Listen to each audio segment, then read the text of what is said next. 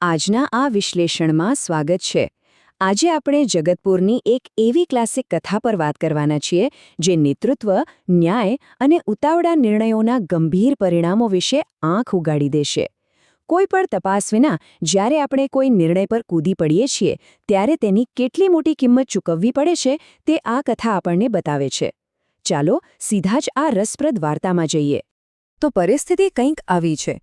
આપણી પાસે છે જગતપુરના એકદમ માયાળુ અને પરોપકારી રાજા જયસિંહ અને તેમના બે જોડિયા દીકરાઓ સૂરજ અને જયદીપ.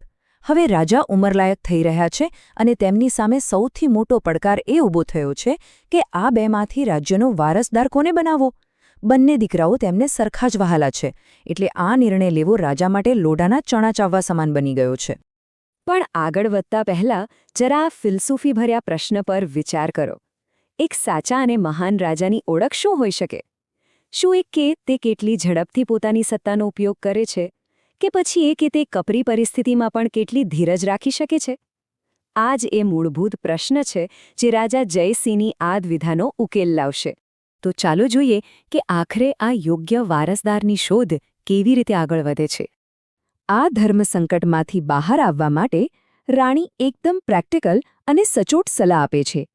તેઓ કહે છે કે વારસદાર એવો હોવો જોઈએ જે માત્ર તાકાતવર જ નહીં પણ અત્યંત કુશળ, બુદ્ધિશાળી અને સ્વભાવે દયાળુ પણ હોય. અને આ બધું ચકાસવા માટે એક જ રસ્તો છે: બંને રાજકુમારોની કસોટી લેવી અને જોવું કે ખરેખર કોનામાં એક સાચા શાસકના ગુણો રહેલા છે. અને આમ 2 દિવસ પછી શરૂ થાય છે ન્યાયની આકરી કસોટી. બંને રાજકુમારોને દરબારમાં હાજર કરવામાં આવે છે. હવે અહીં સૌથી રસપ્રદ વાત એ છે કે રાજા તેમને અર્થવ્યવસ્થા, યુદ્ધ કે મહેસૂલ વિશે કોઈ જ સવાલ નથી પૂછતા. તેમનો સીધો અને સટ પ્રશ્ન છે: જો તમારી સામે કોઈ આરોપીને લાવવામાં આવે તો તમે તેને શું સજા આપશો? રાજાએ જાણવા માંગતા હતા કે આ બંને સજા આપવાની સત્તાનો ઉપયોગ કેવી રીતે કરે છે. અને આ જ સવાલ બંને ભાઈઓ વચ્ચેનો મોટો તફાવત છતો કરી દે છે. સૂરજ એકદમ કડક અને તાત્કાલિક સજામાં માને છે. તે કહે છે કે ગુનેગારને સીધો જેલમાં ધકેલી દો અથવા ગંભીર ગુનો હોય તો ફાંસી આપી દો. જ્યારે જયદીપનો અભિગમ સાવ અલગ છે. તે ધીરજપૂર્વક અને સંપૂર્ણ તપાસ કરીને ન્યાય આપવામાં માને છે, જેથી ક્યારેય કોઈ નિર્દોષને ખોટી સજા ન ભોગવવી પડે. પોતાના આ ધીરજવાળા અભિગમને સાચો સાબિત કરવા માટે જયદીપ દરબારમાં એક અદ્ભુત વાર્તા સંભળાવે છે. આ વાર્તા છે રાજા રાઘવસિંહ અને તેમના વહાલા સફેદ કબૂતરની. જરા આ ઘટનાઓ પર નજર કરીએ. કબૂતર રાજાની રજા લઈને પોતાના માતાપિતાને મળવા જાય છે અને ત્યાંથી રાજા માટે યુવાની પાછી લાવનારું એક અત્યંત દુર્લભ ફળ લઈને પાછું ફરે છે. પણ રસ્તામાં રાતવાસો કરતી વખતે એક સાપ તે ફળ પર ઝેર છોડી જાય છે. અને સૌથી મોટી ટ્રેજેડી એ છે કે કબૂતર આ વાતથી સાવ અજાણ છે. તે તો એમ જ માને છે કે તે રાજા માટે અમૃત લઈ જઈ રહ્યું છે. બસ અહીંથી જ ઊભી થાય છે ઉતાવળા નિર્ણયની તે ભયંકર પરિસ્થિતિ. બીજી સવારે પેલું વફાદાર અને નિર્દોષ કબૂતર એકદમ ઉત્સાહ સાથે રાજાને તે ફળ અર્પણ કરે છે. પણ રાજા તે ખાતા પહેલા સાવચેતી ખાતર તેનો એક ટુકડો કૂતરાને ખવડાવે છે અને ઝેરના કારણે કૂતરો ત્યાં જ તડફડીને મરી જાય છે. આ જોતાં જ રાજાના મનમાં શંકાનો કીડો સળવળે છે અને તેઓ કોઈપણ જાતની તપાસ કર્યા વિના સીધું જ માની લે છે કે આ કબૂતરે તેમની હત્યાનો પ્રયાસ કર્યો છે. ગુસ્સામાં અંધ બનીને રાજા શું કરે છે? તેઓ એક ક્ષણનો પણ વિચાર કર્યા વિના પોતાના સૌથી વહાલા પક્ષીને મારી નાખવાનો આદેશ આપી દે છે અને પેલા અમૂલ્ય ફળને ઝેરી સમજીને શાહી બગીચામાં ફગાવી દેવામાં આવે છે.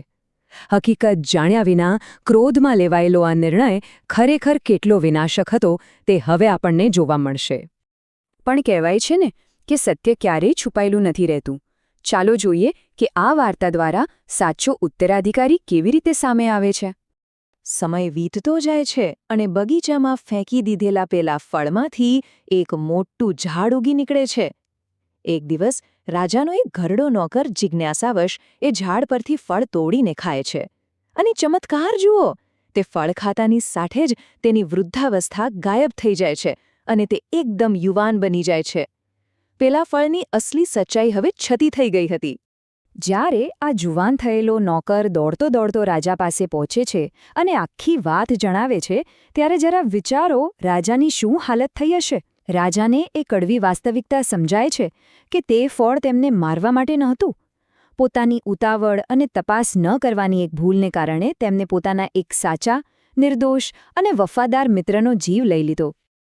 હવે આપણે પાછા આપણી મૂળ વાર્તા એટલે કે રાજા જયસિંહના દરબારમાં આવીએ.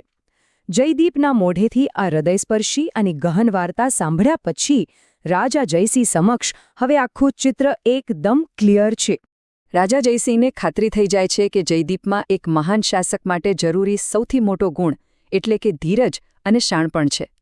જયદીપ બરાબર સમજે છે કે ન્યાય માટે ધીરજપૂર્વકની તપાસ કેટલી જરૂરી છે અને આ જ કારણસર રાજા જયસિંહ ખુશીથી જયદીપને રાજ્યનો સાચો અને સક્ષમ ઉત્તરાધિકારી જાહેર કરે છે. તો જતાં જતાં જરા એ વિચારજો કે આપણા રોજિંદા જીવનમાં પણ આપણે ઉતાવળમાં અને હકીકત જાણ્યા વિના એવા કેટલા નિર્ણયો લઈએ છીએ જે પછીથી પછતાવાનું કારણ બને છે. આ વાર્તા આપણને એ જ યાદ અપાવે છે કે સાચું નેતૃત્વ અને સાચું ડહાપણ માત્ર ઝડપી પગલાં લેવામાં નથી પરંતુ સત્યને પામવા માટે ધીરજ રાખવામાં છે. આજના આ સેશનમાં જોડાવા બદલ આપનો ખૂબ ખૂબ આભાર.